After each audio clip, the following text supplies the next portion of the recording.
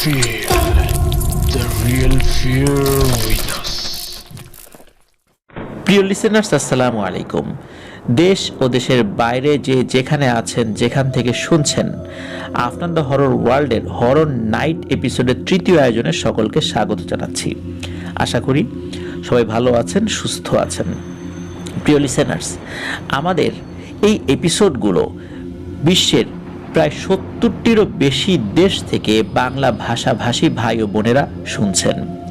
বাংলাদেশের মাটি থেকে অনেক দূরে, অনেক দূরে, কেউ দক্ষিণ আমেরিকার কোনো দেশে রয়েছেন, কেউ আফ্রিকার কোনো একটি দেশে রয়েছেন, তারপর উত্তর আমেরিকার বিভিন্ন দেশ, ক্যারিবিয়ান অঞ্চলের বিভিন্ন দেশ, ওশেনিয়ার দেশ, এই সমস্ত দেশগুলো থেকেও আফটার দ্য হরর ওয়ার্ল্ডের বাংলা ভাষাভাষী লিসেনাররা আমাদের যে ঘটনাগুলো শুনছেন, এই কৃতজ্ঞতা জানানোর ভাষা আমাদের নেই। আর এই কারণেই আপনাদের ভালোবাসায় আমরা এগিয়ে চলতে পেরেছি, এবং সেই কারণে প্রতিনিয়ত বেশ অনেকগুলো ঘটনা আমরা পাচ্ছি এবং সেইগুলোর মধ্য থেকে বাছাই করে আপনাদের সামনে প্রতিনিয়ত উপস্থাপন করে যাচ্ছি। আলহামদুলিল্লাহ, এই ভালোবাসা যেন অব্যাহত থাকে এবং আপনাদের এই পাঠানো ঘটনাগুলো যেন আমরা প্রতিনিয়ত আপনাদের সামনে উপস্থাপন করে যেতে পারি, আর আপনারাও প্রতিনিয়ত আমাদেরকে ঘটনার জন্য পাঠান, সেই প্রচেষ্টা আমরা অব্যাহত রাখবো এবং আল্লাহ সুবহানাহু ওয়া তাআলার কাছে সেই দোয়াই করি। প্রিয় লিসেনার্স, আমরা আজকে যেই ঘটনাটি আপনাদের সামনে উপস্থাপন করব, এই ঘটনাটি যিনি দিয়েছেন তার নাম ফয়সাল মাহমুদ ফাহিম ভাই। উনি বর্তমানে ওমানে রয়েছেন। ওনার বাড়ি লক্ষ্মীপুর জেলার সদর উপজেলায়। ওনার একটি ঘটনা আমরা ৭৯ নং এপিসোডে প্রচার করেছিলাম। ওই ৭৯ নং এপিসোডের প্রথম ঘটনাটি, যেটা শিরোনাম ছিল মধ্যরাতের এলো বেশি, ওই ঘটনাটি ওনার ছিল। তো উনি আরও ঘটনা পাঠিয়েছেন, তার মধ্য থেকে আজকে হরর নাইট এপিসোডে একটি ঘটনা আপনাদের সামনে উপস্থাপন করছি। ঘটনাটি মূলত ওনার এক ফুপুর সাথে ঘটে যাওয়া ঘটনা। ঘটনার সময়কাল 1992-93 সাল এমন হবে আর কি।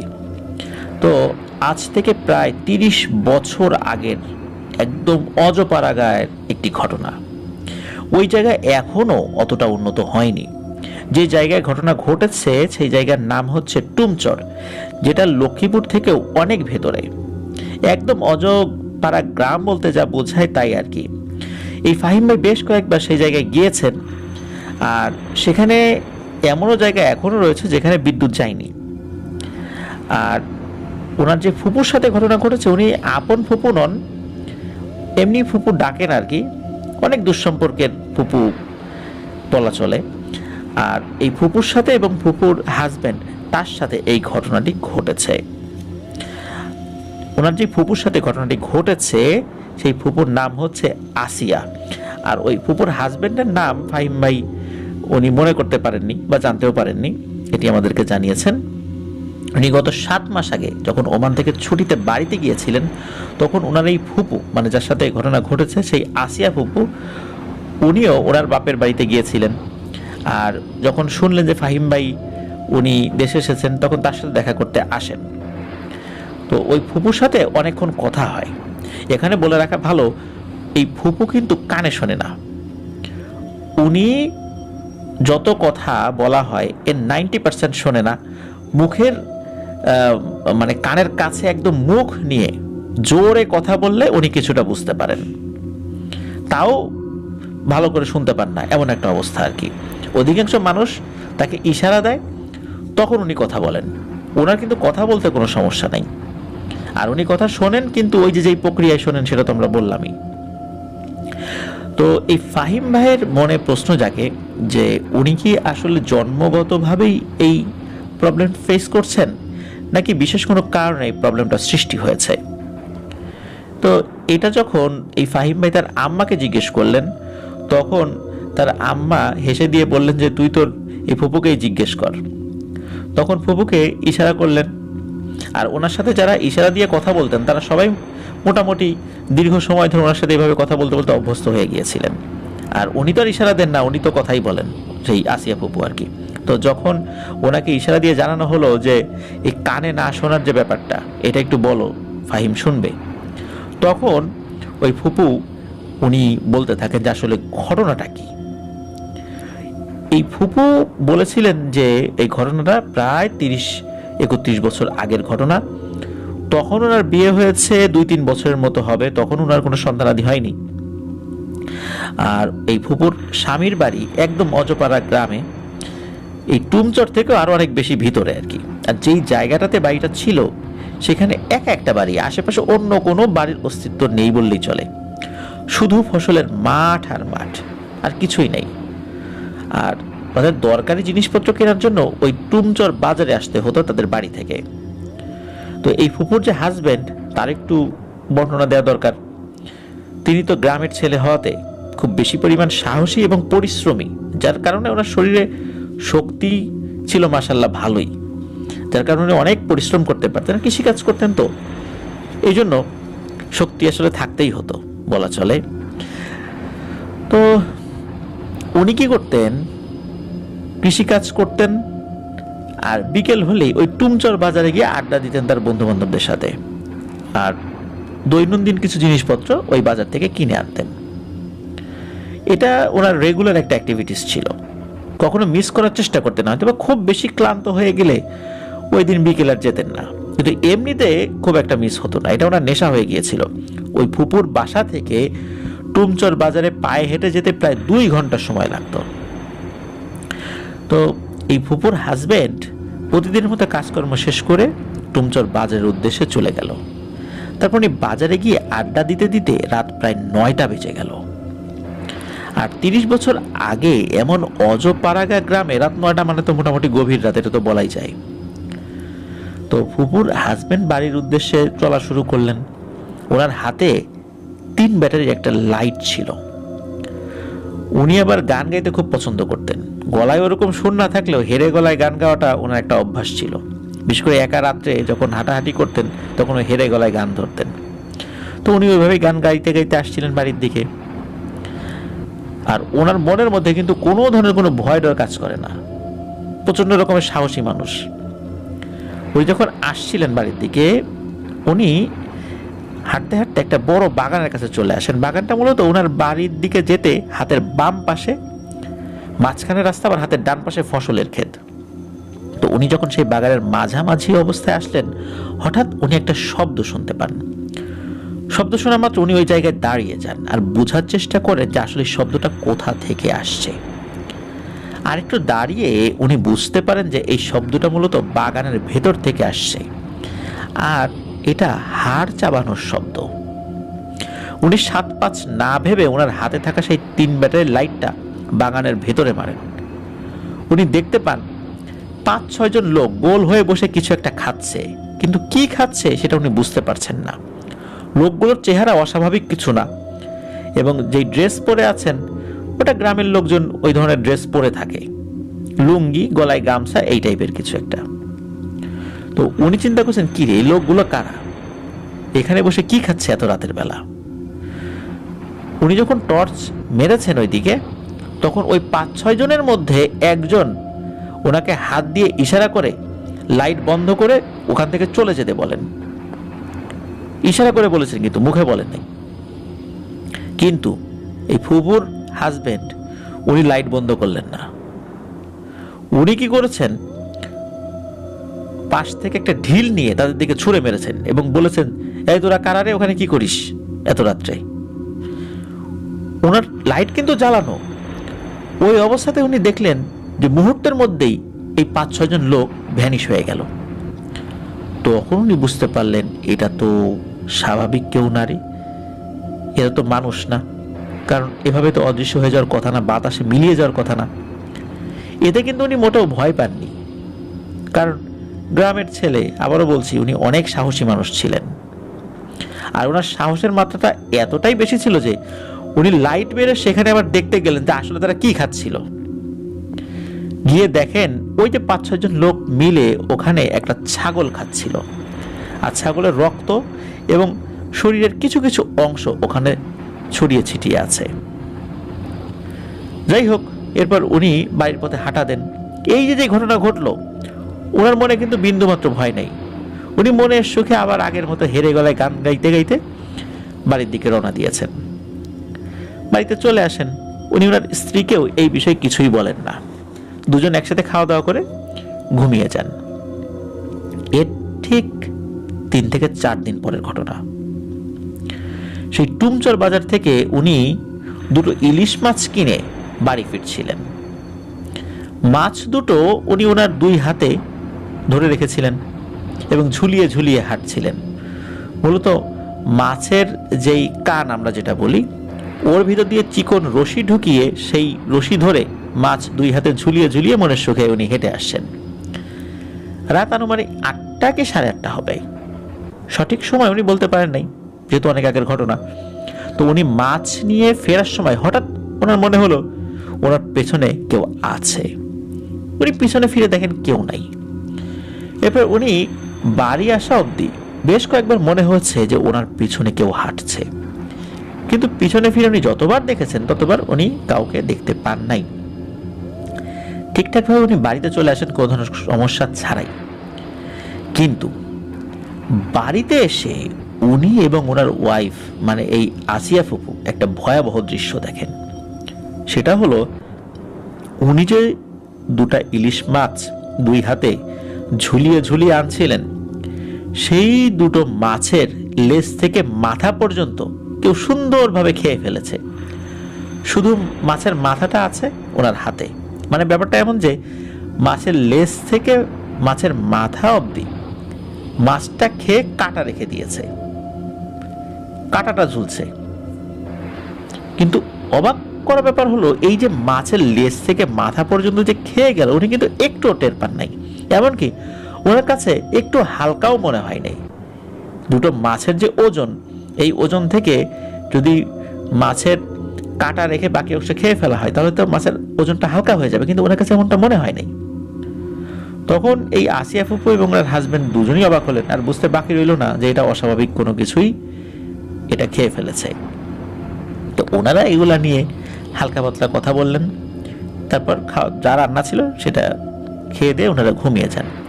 এই যে ঘটনাটা ঘটলো, এরপরেও কিন্তু এই আসিয়া ফুপুর হাজবেন্ড উনি কিন্তু সেই রাতের ঘটনা যেটা ঘটেছিল, ওই যে টর্চ মেরেছিল তারপরে যেটা হলো, এটা কিন্তু বলেন নাই। এর প্রায় 1 সপ্তাহ পরের ঘটনা। এই আসিয়া ফুপুর জামাই উনি ওনার খেতে চলে যান, ওনার যে ধান ক্ষেত সেখানে। তো সকালে উনি গিয়েছেন, ধান পেকে গেছে, ধান কাটেন। যা ধান কেটেছেন সেগুলো থেকে কিছু ধান আলাদা করেন। ধান আলাদা করার পর মূলত এই অবশিষ্ট যেটা থাকে, খড় থাকে, সেই খড় উনি এক বান্ডেল করে বেঁধে রেখে ক্ষেতের পাশেই রেখেছেন এবং স্তূপ করে রেখে চলে যান। আর যাওয়ার সময় উনি যে ধান আলাদা করেছেন সেই ধানগুলো একটা বস্তায় ভরে, আলাদা করে বলতে এটাকে মাড়াই করা বলে আর কি, বাড়ির দিকে রওনা দেন। এবং যেতে যেতে উনি এই চিন্তা করেন যে প্রথমে ধানগুলো বাড়িতে রেখে আসব, তারপর এই যে খড়গুলো যেটা স্তূপ করে রাখা হয়েছে সেই খড়গুলো নিয়ে আসব। তো খড়ের একটাই স্তূপ ছিল সেখানে।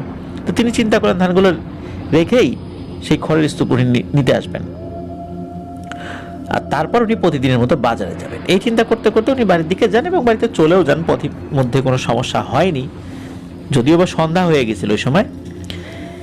তারপর উনি এই আসিয়া ফুপুকে ডাক দেন এবং ধানগুলো রেখে ফুপুর কাছে এক গ্লাস পানি চান। তো ফুপু পানি দিলে উনি পানি খেয়ে ফুপুকে বলেন যে ধানের যে খড়গুলো খেতে রয়ে গেছে উনি এখন সেই খড়গুলো আবার আনতে যাবেন। যেহেতু ধান কেটে সেগুলো থেকে ধান আলাদা করেছে, তাই সেদিন একটু দেরিও হয়ে গেছে, মাগরিবের নামাজ হয়ে গেছে কিন্তু বেশ অনেকক্ষণ আগেই। তো যেহেতু অন্ধকার হয়ে গিয়েছিল তাই ফুপু বলছিলেন যে আজ থাক, কালকে নিয়ে আসবেন, এখন আর যাওয়ার দরকার নেই। এদিকে উনি বললেন যে না, বেশি সময় তো লাগবে না, 10 থেকে 15 মিনিট লাগবে, যাই গিয়ে নিয়ে আসি। এই বলে উনি ওনার ধান ক্ষেতের দিকে চলে যান। আর ফুপু উনি ওনার রান্নাঘরে চলে যান রান্না করার জন্য। এই আসিয়া ফুপু রান্নাঘরে ঢুকার কয়েক মিনিট পরেই, সর্বোচ্চ 5 মিনিট হবে, ধপাস করে উঠানে কোনো কিছু একটা পড়ার শব্দ পান। উনি কি পড়েছে এটা দেখার জন্য উনি বাইরে আসেন। বাইরে এসে দেখেন যে ওনার স্বামী দাঁড়িয়ে আছে, যে কিনা মাত্র কয়েক মিনিট আগেই তার ধান ক্ষেতের দিকে গিয়েছিল খড়ের স্তূপ নিয়ে আসতে। কিন্তু এত তাড়াতাড়ি কিভাবে চলে আসলো, তাও আবার সেই খড় নিয়ে এটা এই আসিয়া ফুপুর মাথায় ঢুকলো না। তো আসিয়া ফুপু জিজ্ঞেস করলো, 5 মিনিটও হলো না, এত তাড়াতাড়ি কিভাবে আসলেন, তাও আবার খন নিয়ে?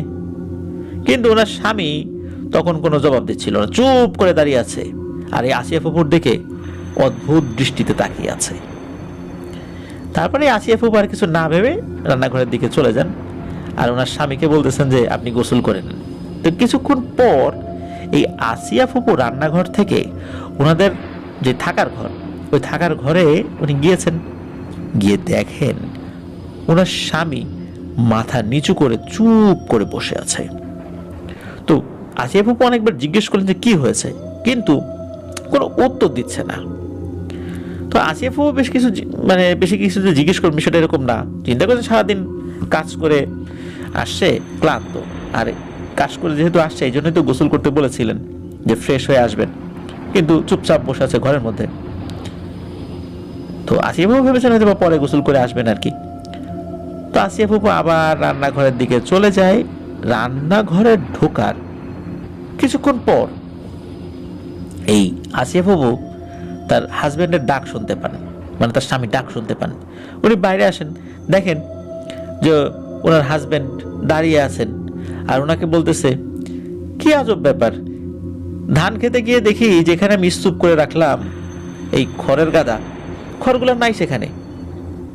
এটা শুনে এই আসিয়া ফুপু ওনার দিকে তাকিয়ে থাকেন আর বলেন যে আপনি কি পাগল হয়ে গেলেন নাকি? একটু আগেই তো আপনি সেগুলো নিয়ে আসলেন আর ঘরে ঢুকে গেলেন।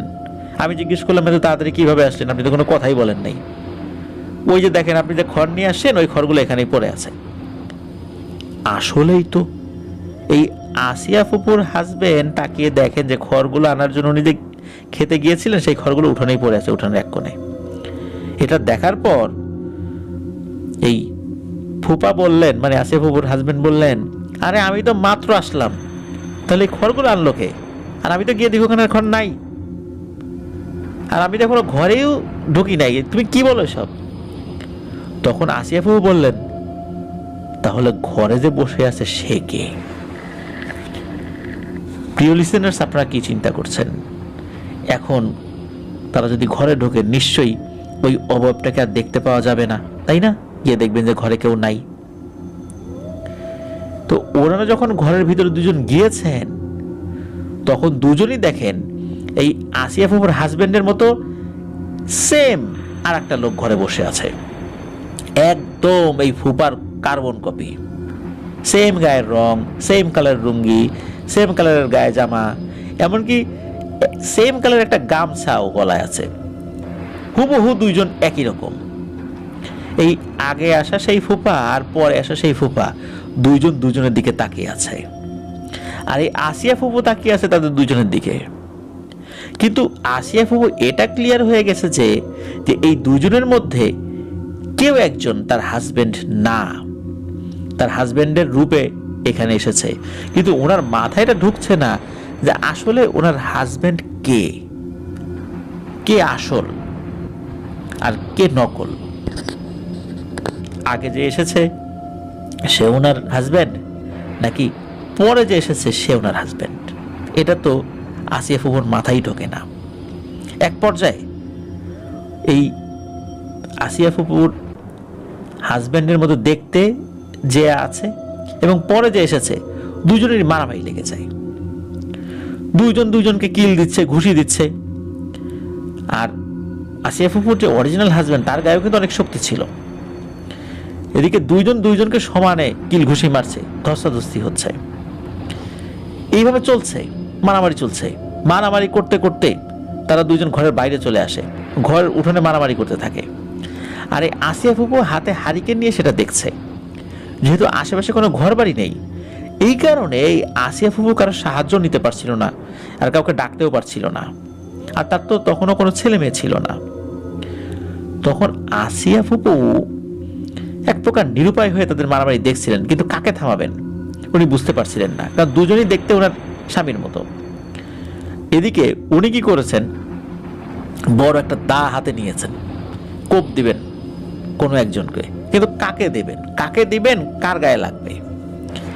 উনিও তো হতভম্ব হয়ে আছেন, হাতে অস্ত্র আছে কিন্তু উনি কোপ দিতে পারছেন না বা প্রতিহত করতে পারছেন না।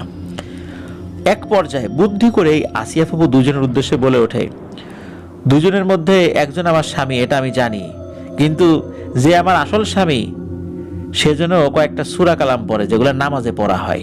এটা শোনার পর একজন জোরে জোরে সূরা পড়া শুরু করে, আর তখন এই আসিয়া ফুপু বুঝতে পারলেন যে আসলে সূরা পড়ছে সেই ওনার আসল স্বামী। আর সূরা পড়া যখন শুরু করেছে, সাথে সাথে অন্য যেটা আছে সে এই আসিয়া ফুপুর হাজবেন্ড মানে ফুপাকে ছেড়ে দেয়। এরপর যে সূরা পড়তেছে না, তখন এই ফুপু কি করেছে, ওই হাতে যেটা ছিল, যে অস্ত্রটা ছিল, সেটা নিয়ে তার দিকে তেড়ে গিয়েছে। কারণ তখন তো ফুপু বুঝে গেছে যে এইটা তো অস্বাভাবিক জিনিস, আর এটাকে এখন এখান থেকে তাড়াতে হবে। কিন্তু আফসোস, আসিয়া ফুপু কিন্তু তাকে আঘাত করতে পারেনি। তার আগেই ওই জিনিসটা তার দুই হাত দিয়ে একসাথে তার দুই কানে মারে একটা থাপ্পড়। তো এই থাপ্পড়টা মারার সাথে সাথে এই আসিয়া ফুপু অজ্ঞান হয়ে মাটিতে পড়ে যান। প্রিয় লিসেনার্স, আপনারাই ভাবুন, কেউ যদি একসাথে দুই হাত দিয়ে দুই কানে থাপ্পড় মারে তাহলে জিনিসটা কেমন হয়। এটা কিন্তু খুব মারাত্মক একটা ব্যাপার। মানুষের কানের যে পর্দা, এটা ফেটে যায়। এদিকে তো আসিয়া ফুপু অজ্ঞান হয়ে মাটিতে পড়ে গিয়েছেন, আর ওই জিনিসটা চোখের সামনে গায়েব হয়ে যায় এই ফুপার সামনে থেকেই। উনি আর এটা দেখতে পান না। এরপর এই ফুপা অনেক কষ্ট করে আসিয়া ফুপুর জ্ঞান ফিরান। তো সেই রাতে ওই ফুপার সাথে একদম শুরুর দিনে যে ঘটনা, সেই ঘটনাটা বলেছেন। এরপর এই আসিয়া ফুপু বুঝতে পারেন যে আসলে সেদিন রাতে তাদের দিকে লাইট মারা, ঢিল মারার কারণে মূলত এই জিনিসটা এই ফুপার পিছনে লেগেছে। সেই রাত তারা কোনোভাবে কাটিয়ে পরের দিন নাম করা এক কবিরাজের কাছে যান। ওনারা যে কবিরাজের কাছে গিয়েছেন, উনি বেশ কিছুদিন আগে মারা গিয়েছেন, যার কারণে তার নামটা বলা হলো না। তো সেই কবিরাজের কাছে যাওয়ার পর কবিরাজ সেই জিনকে হাজির করে আর জিজ্ঞেস করেছে কেন তাদের উপর এই জিনিসটা আক্রমণ করলো। তখন ওই জিনটা বলল যে আমি তো আক্রমণ করি নাই, এরাই আমাদেরকে বিরক্ত করেছে। যখন এই লোকটি তাদের দিকে টর্চ মেরেছে তখন তাদের খুব অসুবিধা হয়, তারপরও ওরা ভয় দেখায়নি। ওদের মধ্যে থেকে একজন হাত দিয়ে ইশারা করে ওখান থেকে চলে যেতে আর লাইটটা যেন বন্ধ করে। সে কিন্তু এটা করেনি, সে লাইটটা জ্বালিয়ে রেখেই পাশ থেকে একটা ঢিল নিয়ে তাদের দিকে ছুঁড়ে মেরেছে, যার কারণে তাদের খাওয়া নষ্ট হয়েছে। এটা তো একটা অন্যায় কাজ হয়েছে, ওদের খাওয়া সে নষ্ট করবে কেন? এই কারণেই মূলত এই জিনিসগুলো তার পিছু নিয়েছে যে কোনো মূল্যে ওর ক্ষতি করবেই। তো ওর তেমন কোনো ক্ষতি করতে পারেনি, কিন্তু এই জিনিসটা নাকি তার ওয়াইফের ক্ষতি করে দিয়েছে, এবং এটাও বলেছে যে আস্তে আস্তে তার শ্রবণ শক্তি কমে যাবে এবং একটা সময় এসে সে কোনো কিছু শুনবে না, আর আরও নাকি ক্ষতি করবে এরপরে, এটা বলে ওই জিনটা। আর ওই জিনটা এটাও বলে তারা নাকি মোট 6 ভাই। ওই সময় ওই 6 ভাই একটা ছাগল খাচ্ছিল, আর তখনই নাকি এই আসিয়া ফুপুর হাজবেন্ড মানে ফুপা যায় সেখানে বিরক্ত করেছে। তো ওই কবিরাজও আবার কম শক্তিশালী ছিল না, সেও বেশ শক্তিশালী ছিল। তখন সে কি করেছে, একে একে ওই 6টাকেই আটক করে ফেলেছে। যদিও বা 6টাকে আটক করে ফেলে, এরপরে আর নতুন করে কোনো সমস্যা হয়নি, কিন্তু এই আসিয়া ফুপু আস্তে আস্তে কানে কম শুনতে থাকেন এবং এক পর্যায়ে অনেক কম শোনেন। মানে এখন যে অবস্থা হয়েছে আর কি, অনেক ডাক্তার দেখানো হয়েছে, কবিরাজ দেখানো হয়েছে, কোনো লাভ হয় নাই। এখন বর্তমানে আসলে যে অবস্থায় আছে এটা বলা চলে যে উনি কোনো কিছুই শোনেন না। তবে আলহামদুলিল্লাহ উনি জীবিত আছেন, ওনার 3 ছেলে এবং 2 মেয়ে আছে। তবে প্রিয় লিসেনার্স, একটা ব্যাপার সেটা হলো এই ঘটনাটা আমি যখন পড়ছিলাম শুরুতে, তখন মনে হচ্ছিল শুরুতে যে 8-10টা সাধারণ ঘটনার মতোই। তারপরে যখন পড়তে পড়তে একটা জায়গায় এলাম যে যখন টর্চ মারলো, তখন মনে করেছিলাম যে টর্চ মারার সাথে সাথে ভয়ানক কিছু দেখবে, পরে দেখলাম না, সাধারণ মানুষের মতোই দেখেছে। তারপরে মনে হলো যে এগুলো হয়তো বা হঠাৎ করে আক্রমণ করে বসবে, তা না, হাত দিয়ে ইশারা করে চলে যেতে বলে। তারপরে যখন গেল না, তখন আবার ঢিল মেরেছে, তারপর সেটা চলে গেছে। আর পরে আরেকটা জায়গা সেটা হলো যখন আসল ফুপা আসলো এবং ঘরের মধ্যে গেল দুজন মিলে, আমি মনে করেছিলাম যে তখন ঘরের মধ্যে গিয়ে কাউকে দেখবে না, কিন্তু গিয়ে দেখা গেল কি হুবহু একই চেহারার লোক বসে আছে ভেতরে। আর তারপরে তো যা হলো আমরা জানলামই। আর কানে আঘাত করে আস্তে আস্তে চিরতরে শ্রবণ শক্তি হ্রাস করে দেয়া, যেটা ডাক্তারি কোনো ট্রিটমেন্টে ভালো হয়নি, এটা আর ভালো হবেও না। আসলে এই ঘটনা একদম গ্রামের একটি ঘটনা, অথেন্টিক একটি ঘটনা। যে ফুপু তো এখনো জীবিত আছেন।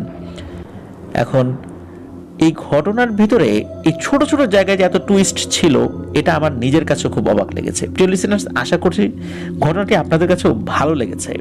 অসংখ্য ধন্যবাদ ওমান থেকে ফয়সাল মাহমুদ ফাহিম ভাই ঘটনাটি আমাদেরকে পাঠিয়েছেন। প্রবাস জীবনে মানুষ কত যে কষ্ট করে, এটা আসলে না দেখলে বিশ্বাস করার উপায় নেই। আর এত কষ্টের মধ্যেও সময় বের করে আপনারা আমাদেরকে ঘটনা পাঠান। আমরা সত্যি আল্লাহ সুবহানাহু ওয়া তাআলার কাছে আপনাদের জন্য দোয়া করি, আল্লাহ আপনাদেরকে ভালো রাখুন, সুস্থ রাখুন, নিরাপদে রাখুন। আর আমাদেরকে যেন আরও বেশি বেশি করে ঘটনা আপনারা পাঠাতে পারেন। আর আপনাদের সুস্থতা এবং নিরাপদ থাকাটা অনেক জরুরি, আমাদের ঘটনা পাঠানোর জন্য জরুরি নয়। আপনারা যারা প্রবাস জীবনে আছেন বা দূরে অবস্থান করছেন পরিবার ছেড়ে, আপনাদের সুস্থতা এবং নিরাপদ থাকা কিন্তু শুধু আপনার জন্য নয়, আপনার দিকে চেয়ে আছে আপনার পরিবার, আপনার মা বাবা, আপনি বিবাহিত হলে আপনার স্ত্রী, সন্তান সন্ততি থাকলে আপনার সন্তান সন্ততি। তো তাদের কথা চিন্তা করে আপনাকে সুস্থ থাকতে হবে, নিরাপদে থাকতে হবে। তাদের জন্য কষ্ট করছেন প্রতিনিয়ত, আর ওই কষ্টের মধ্যে থেকে আমাদের জন্য কিছু কিছু ঘটনা পাঠাচ্ছেন আপনারা। এটাই আমাদের জন্য একটা বড় প্রাপ্তি, যে আপনাদের অবসরের যে সময়টি আপনারা আপন মানুষদেরকে দিতেন, সেই অবসরের ওই সময় থেকে আফনান দ্য হরর ওয়ার্ল্ডের জন্য কিছু সময় আপনারা বের করেছেন। এটাই আমাদের জন্য অনেক বড় পাওয়া। প্রিয় লিসেনার্স, আপনারা যারা এখনও আমাদের চ্যানেল সাবস্ক্রাইব করেননি, তারা সাবস্ক্রাইব করে ফেলবেন প্লিজ। আমাদের কিন্তু একই সাথে ইউটিউব এবং ফেসবুকে লাইভ হচ্ছে এটা। আর যারা তোমাদের সাবস্ক্রাইব করে ফেলেছেন, অসংখ্য ধন্যবাদ, জাযাকাল্লাহু খাইরান। আমাদের ফেসবুক পেজ এবং গ্রুপে এখনো যারা যুক্ত হননি, তারা কিন্তু আমাদের পরিবারের সদস্য হয়ে যেতে পারবেন, কারণ এই দুটো লিঙ্ক আমরা আমাদের ভিডিও ডেসক্রিপশনে দিয়ে রেখেছি। সেখানে গিয়ে আপনারা এটা চেক করে নিতে পারবেন এবং আমাদের পরিবারের সদস্য হয়ে যেতে পারবেন। আর আপনারা যারা ঘটনা পাঠাতে চান, তারা লিখে অথবা রেকর্ড করে যে কোনোভাবে ঘটনা পাঠাতে পারবেন afnanthehorrorworld@gmail.com এই ইমেল অ্যাড্রেসে। আর ইমেল অ্যাড্রেসের স্পেলিংটা আমরা আমাদের ভিডিও ডেসক্রিপশনে দিয়ে রেখেছি, সেখানে গিয়ে স্পেলিংটা চেক করে নিতে পারবেন। প্রিয় লিসেনার্স, আজকে বিদায় নিচ্ছি। প্রতি শনিবার রাত 10:59 আপনাদের পাঠানো নতুন ঘটনা নিয়ে আমরা হরর নাইট এপিসোড করছি। আমরা আগে রিমেম্বারিং স্টোরিজ এপিসোড করতাম, রিমেম্বারিং স্টোরিজ এপিসোড আপাতত বাদ রেখেছি। যদি আবার কোনো পুরনো ঘটনা আমার হাতে চলে আসে আমার বলা, তাহলে ইনশাল্লাহ অবশ্যই ওই ঘটনাটি আবার আপনাদের সামনে উপস্থাপন করব। আজকের মতো বিদায় নেই। আমার জন্য দোয়া করবেন, আমার পরিবারের জন্য দোয়া করবেন, আপনাদের জন্য দোয়া রইল, আপনাদের পরিবারের প্রত্যেকের জন্য দোয়া রইল। মহান আল্লাহ সুবহানাহু ওয়া তাআলা আমাদেরকে ভালো রাখুন, সুস্থ রাখুন, নিরাপদে রাখুন, আফনান দ্য হরর ওয়ার্ল্ডের সাথে রাখুন। আসসালামু আলাইকুম। প্রিয় লিসেনার্স, আসসালামু আলাইকুম।